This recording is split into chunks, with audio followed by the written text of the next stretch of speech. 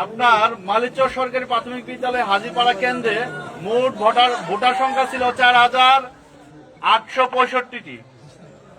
এর ভিতরে আমাদের কাস্ট হয়েছে 2736টি।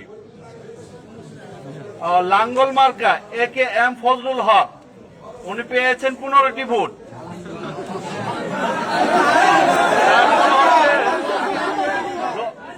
ট্রাক মার্কা রফিকুল ইসলাম, উনি পেয়েছেন 1টি ভোট। আব্দুল রৌফ হাত পাকা মার্কায় উনি পেয়েছেন 23টি ভোট। তারপর হচ্ছে ধানের শীষ M রশিদুজ্জামান মিল্লাত, উনি পেয়েছেন 865টি ভোট।